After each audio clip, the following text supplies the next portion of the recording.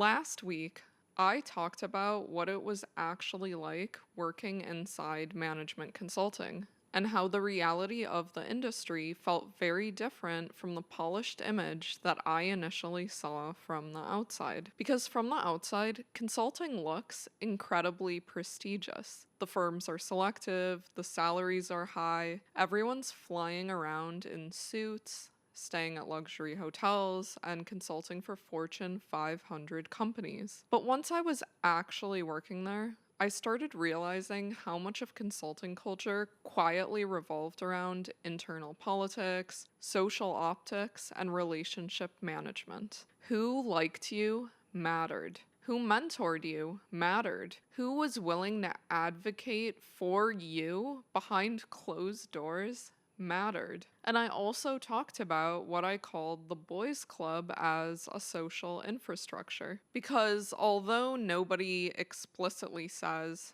hey, welcome to the boys' club, the system itself often naturally rewarded informal male bonding through drinking, golf, travel, client dinners, networking, and status signaling. And over time, I started realizing that these environments often created extremely blurry personal and professional boundaries, especially because consultants are essentially traveling together constantly, drinking together constantly, and slowly becoming each other's entire ecosystem, which unfortunately led to several uncomfortable situations with male coworkers and leaders over the years that made me eventually start seeking out female mentorship almost exclusively. And while some women became incredible mentors and advocates for me, others had clearly internalized the same prestige-driven, hyper-competitive culture themselves, which eventually led me to another major realization. Management consulting was obsessed with pedigree. So today, I want to take a closer look at why that is. And I have a pretty wild story time that perfectly captures the phenomenon.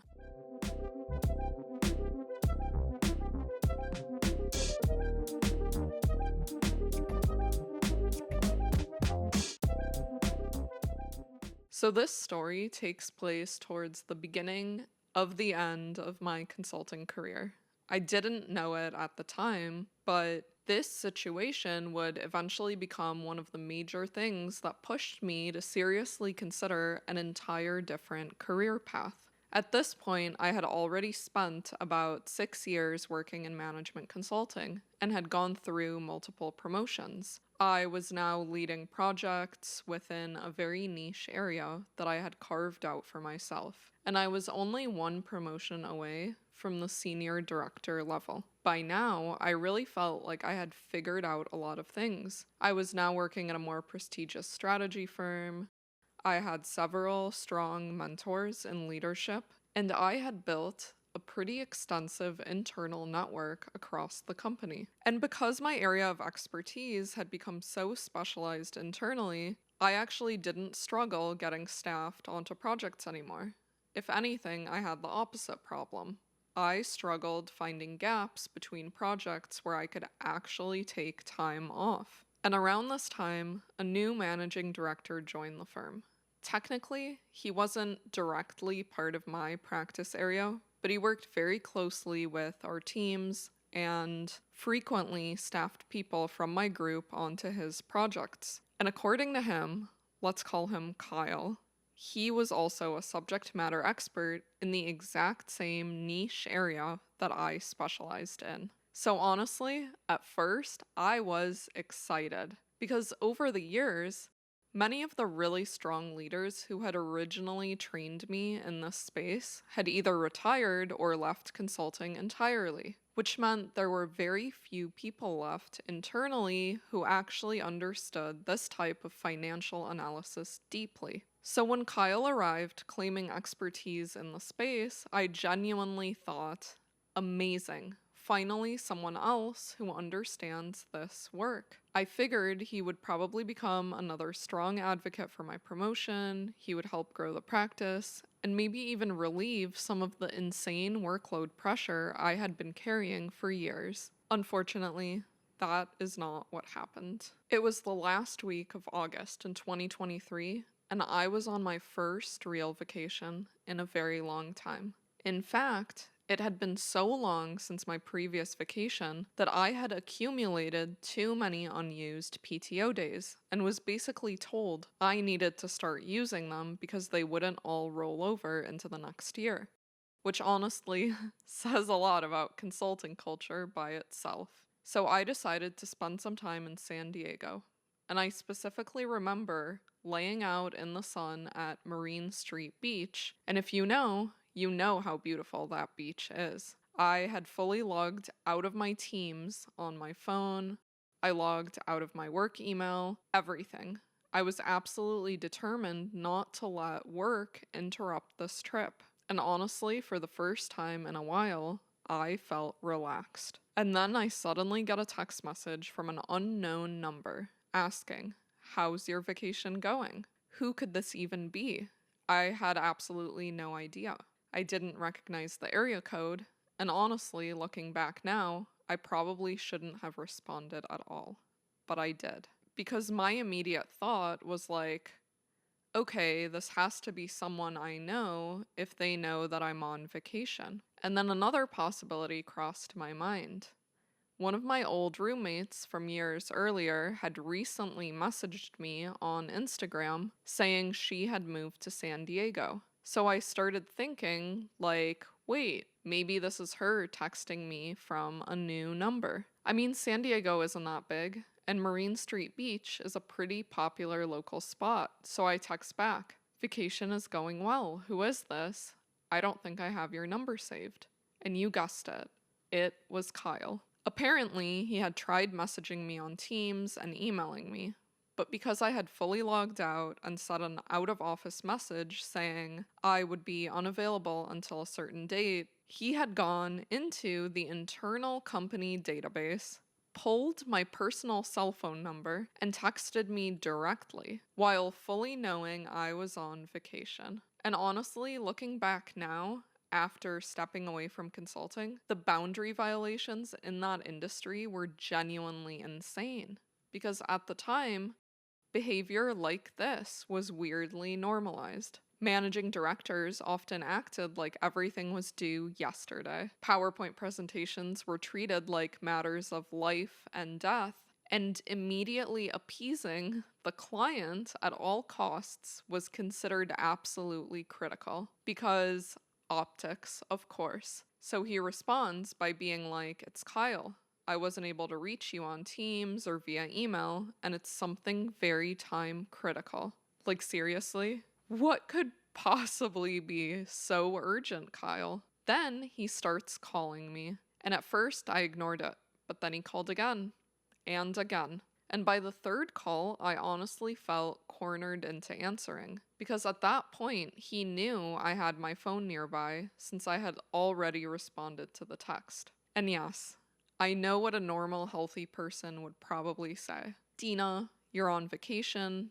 Don't answer your phone." But consulting culture doesn't really operate like a healthy, normal environment, especially when promotions are involved. And both Kyle and I knew that I was approaching promotion season soon. So even though the whole situation felt inappropriate and invasive, I started rationalizing it to myself in real time. I figured it was probably smarter to just take a short, polite call than completely ignore him and potentially create tension with someone who had influence over staffing, leadership, perception, and future opportunities. Yes, I know. That's 3 more red flags right there. So anyway, he starts the call by immediately buttering me up. He's like, "Oh, I've heard you're one of the best people in the firm in this area. We just landed this massive project with huge visibility. The client is really important. This is direct exposure to the North America CEO." You know,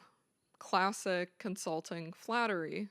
And I'm basically like, "Okay, that sounds great, but can we discuss the details once I'm back from vacation?" And he goes, "Absolutely, absolutely, but I need to know now if you're in, because I have to finalize the contract staffing, which immediately irritated me because how am I supposed to commit to a project before even hearing the actual details? But at the same time, it became very obvious to me that Kyle was one of those people who operated entirely through pressure and urgency. So I told him, I'm interested, but this is not a hard yes yet. I need to understand exactly what the project involves. I'm okay with travel at the beginning and end of the project, and maybe for major checkpoints, but I'm not doing weekly travel. It needs to be in a major city, and I want to choose my own team.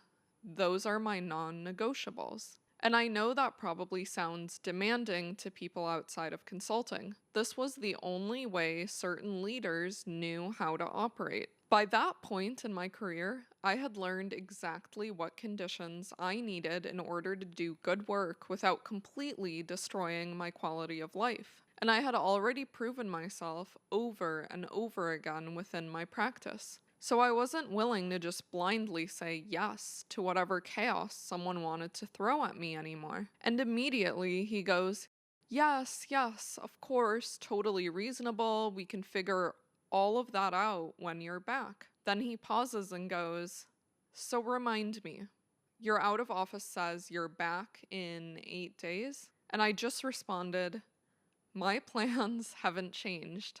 Talk to you then. And I hung up. So, fast forward to my first day back from vacation. The exact return date that had been clearly listed in my out of office message. The exact date that had also been communicated directly to Kyle during our phone call. I opened my laptop that morning and immediately see multiple Teams messages and emails from Kyle and the project team saying things like, Dina, we missed you in the kickoff meeting. Dina, let us know when you'll have your project timeline completed. Can you review the latest deck updates? And then I see something that genuinely makes me pause. An email thread from the client requesting that I be issued a permanent building badge. And immediately I'm thinking, wait, what? Because this was right after COVID lockdown era. And by that point, most consulting firms, and honestly, like most clients too, had fully realized that the overwhelming majority of strategy work could be done remotely. Outside of a few heavily regulated industries, most projects had shifted into hybrid or mostly remote models. Usually, you'd maybe travel in like the first week for kickoff, the final week for presentations, and perhaps once or twice in between for major checkpoints. Sometimes, not even the whole team would travel. So seeing a request for a permanent client badge immediately stood out to me because permanent badges were typically only created for people expected to be on site constantly, people commuting into the client office every single week. If you were just visiting occasionally,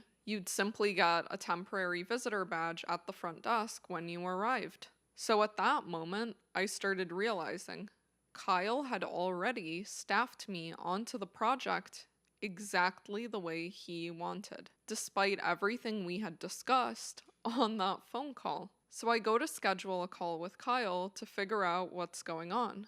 And of course, I see he has already scheduled one for us an hour later. I join the call, and immediately he's just bombarding me with information.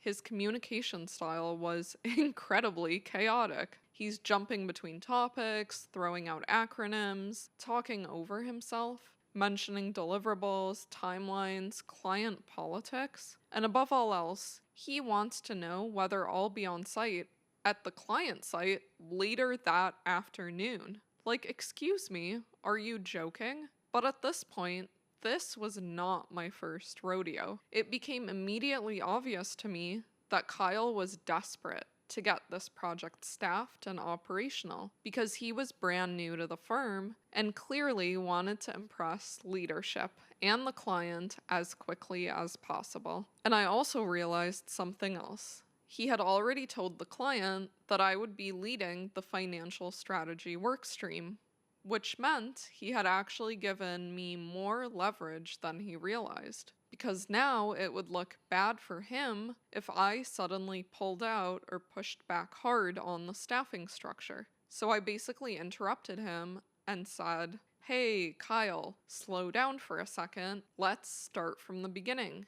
Do you actually have a project overview put together yet? What is the timeline? What deliverables are we contractually on the hook for? Are there any other teams from our firm already on site?" Because at that point, I was trying to figure out whether this project was like genuinely organized or whether Kyle had massively oversold capabilities to the client before having any real structure in place. So as I start piecing the project together, I learn that there are roughly 5 different consulting teams, each with maybe 6 or so people, all working on different components of a massive transformation initiative for a client. And for confidentiality reasons, I'll keep this intentionally vague. But essentially, one team was focused on implementing a new technology platform, another was handling data migration from the old system, another was focused on operational restructuring,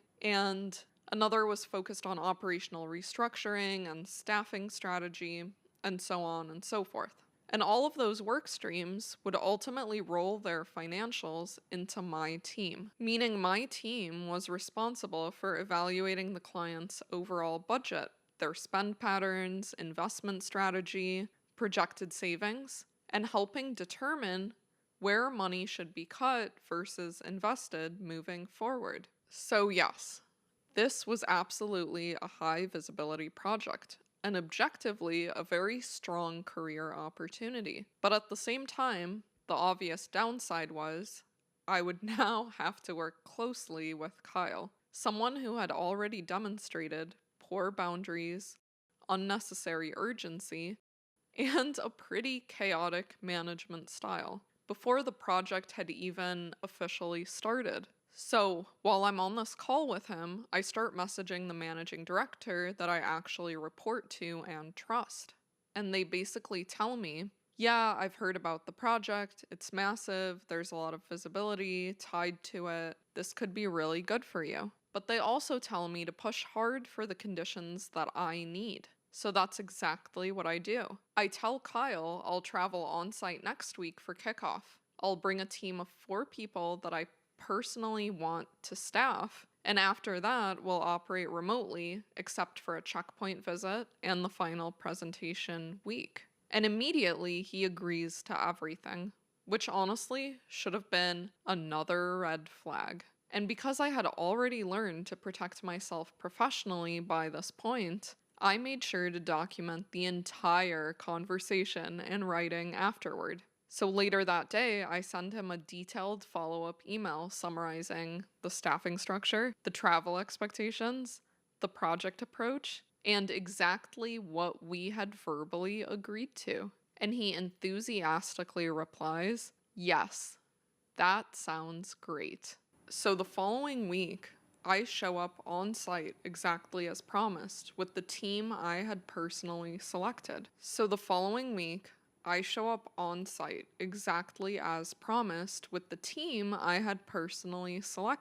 And almost immediately, I realize Kyle had already misrepresented basic logistics. His, "Oh yeah, it's only about 30 minutes from the airport," was actually closer to a 90-minute drive with normal traffic. Every morning, all the workstream leads had a leadership sync meeting together. So that was the first meeting I joined once I arrived on site.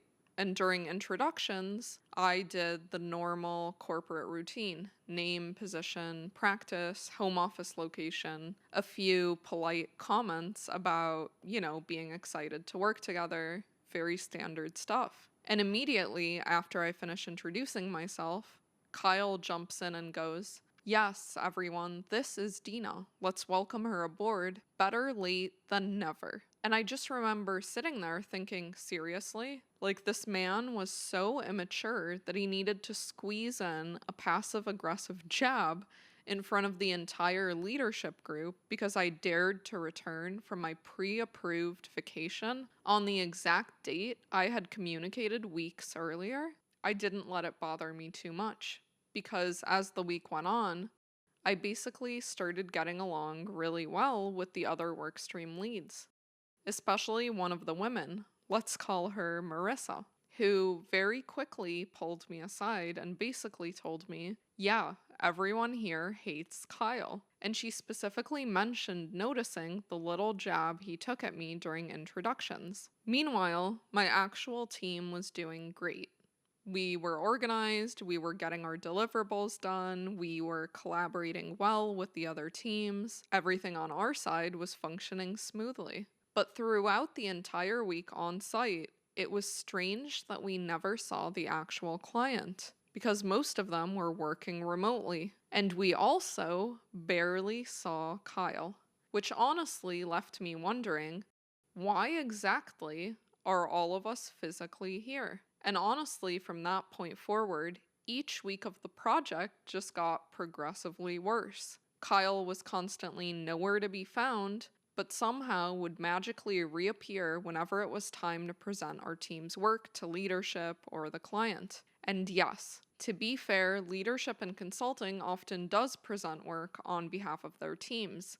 That part is not unusual. But normally, a strong managing director brings the team leads into the conversation and gives them visibility too. Usually, it's kind of more like, here's what we came up with, I'll let Dina walk you through the financial strategy, blah, blah, blah. But Kyle didn't operate like that. Instead, he would take entire deliverables my team had built and present them completely by himself, as though he had personally developed all the work. More than anything, it just screamed insecurity to me, because secure leaders usually want strong people around them. Insecure leaders want ownership, optics, and control. Then eventually, I started getting complaints from the people on my team. And one situation in particular really stuck with me. One of the analysts on my team told me she was feeling really sick and wanted to take 2 sick days to recover. And I was basically like, yeah, of course, feel better. I'll cover whatever needs to get done this week. Then the next morning, she calls me, completely distraught. Like she's literally crying on the phone. And she tells me that Kyle had personally called her cell phone around 9 p.m. the night before and reprimanded her for taking time off. The longer the project went on, the more bizarre Kyle's behavior became. At one point, he literally took a financial deliverable my team had already finalized and randomly changed numbers inside one of the charts before presenting it. And it became immediately obvious that he didn't actually understand how to read the chart itself. Because during the Monday workstream leadership meeting, the numbers that he changed suddenly implied that the projected cost savings would exceed the client's entire operating budget, which obviously made absolutely no sense. And the second the other leads started questioning the math, Kyle immediately redirected all the questions towards me. So I'm sitting there like, I don't actually think this is the latest version. Let me pull up the final draft, which was basically my corporate way of saying, why did this man randomly alter financial projections he clearly doesn't understand? But honestly, above all else, what really started bothering me was Kyle's obsession with pedigree. He constantly brought up where he got his MBA. Constantly. Like somehow every conversation found its way back to his business school. And one moment in particular genuinely made me pause. We had just finished a call with someone from the client side who had walked us through a complicated data structure. And afterwards, while we were internally debriefing, Kyle casually goes, yeah, it's pretty obvious that guy doesn't have an MBA. And I remember thinking, what a bizarre way to evaluate another human being. Because over time, I started realizing that Kyle viewed pedigree almost like a proxy for intelligence, competence, and social worth. And ironically, the people who become most obsessed with signaling elite credentials are often the people who feel the least secure in their actual abilities. Meanwhile, Kyle continued aggressively pushing for my team to be on site at the client every single week, which made even less sense because he himself was almost never there. Eventually, as we approached the midpoint of the project, my team and I reluctantly agreed to travel back on site for another week. And once again, Kyle was nowhere to be found. Turns out he had spent most of the week attending alumni events at his beloved MBA program. An alumni basketball game, an alumni baseball game, an alumni dinner, networking events. Meanwhile, my team was the one actually running the work on the ground.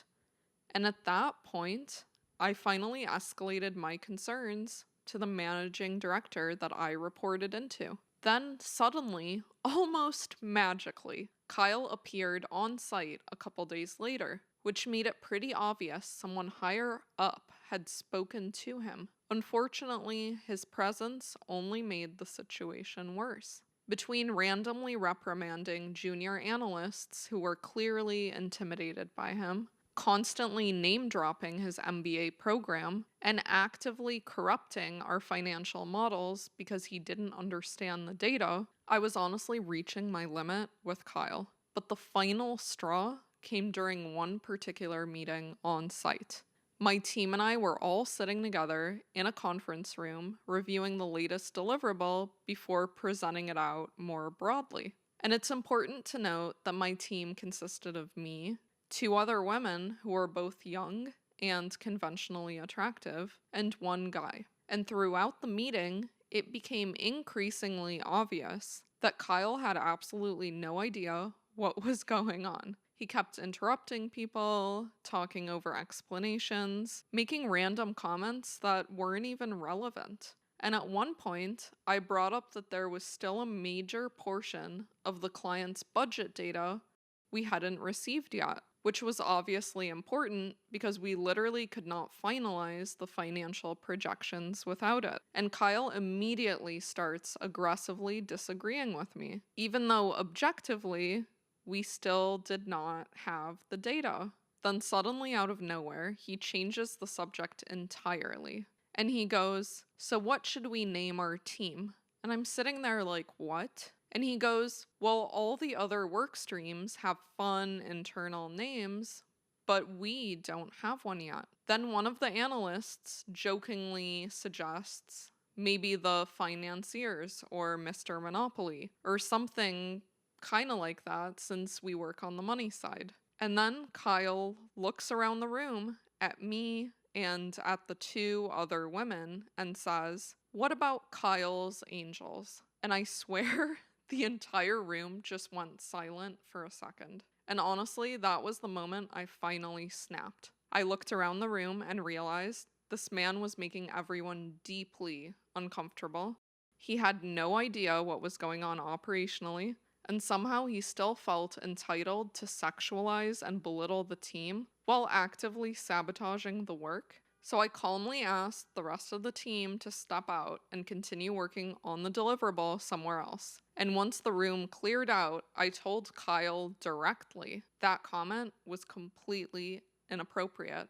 I also told him it was becoming increasingly obvious that he was not setting the team up for success, and that his behavior was making people uncomfortable. And honestly, by that point, I think he realized I was no longer willing to play along with the performance. Luckily, that same day was our final day on site before flying back. So we all left early for the airport, and the second I got back to New York, I scheduled 2 meetings. One with the managing director I directly reported into, and another with the North America CEO, who I had met a few months earlier and had been casually, building a mentorship with. And honestly, when I met with the CEO, I intentionally kept the conversation very concise, because at that point, I had accumulated so many examples of bizarre behavior that I could have probably talked for over an hour. But instead, I focused on two things: the financial chart incident and the Kyle's Angels comment. And I specifically remember watching the CEO's facial expression completely change while I was explaining everything.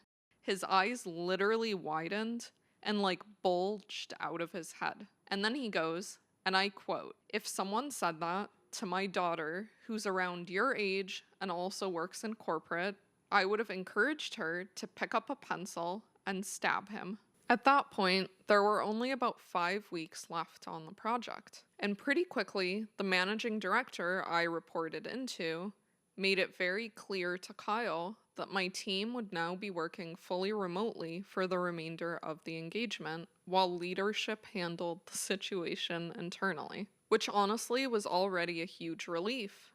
But what I didn't expect was how quickly things escalated behind the scenes after that. Because the following week, one of the other workstream leads, Marissa, called me and she goes, "Dina, the North America CEO literally flew on site today. And apparently, shortly after arriving, he pulled Kyle into a private conference room. Except it wasn't exactly private because, according to everyone on site, you could basically hear Kyle getting absolutely reprimanded through the walls. And apparently, the entire on-site team started referring to it afterwards as the coming to Jesus meeting, which honestly still makes me laugh. And not long after that, Kyle was quietly removed from the project entirely. This was the project that finally made me realize I needed to leave consulting. Not necessarily because the outcome itself was catastrophic.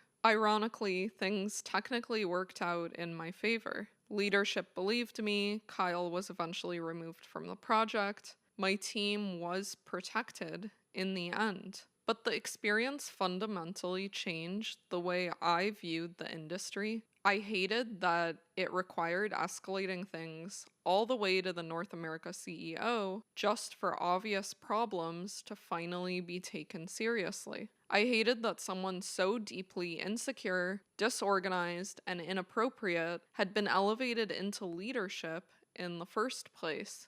And I hated that my team had to endure so many uncomfortable and unprofessional situations simply because one person was obsessed with control, status, pedigree, and optics. And honestly, the whole experience made me realize something much bigger. Prestige and competence are not the same thing. Just because someone has an impressive title, an elite degree, a polished image, or knows how to network well, does not mean they are emotionally intelligent, ethical, self-aware, or even particularly good at leading people. And I think environments that become overly obsessed with status signaling and optics eventually start rewarding the wrong traits. They reward performance over substance, confidence over competence, and politics over integrity. And over time, those environments slowly become psychologically unhealthy places to exist inside, especially for people who actually care about doing good work. And I think this project was the moment I finally realized I didn't want to spend the rest of my life participating in a system like that. I hope you enjoyed this story time. I'm Dina, and this is Casually Thriving.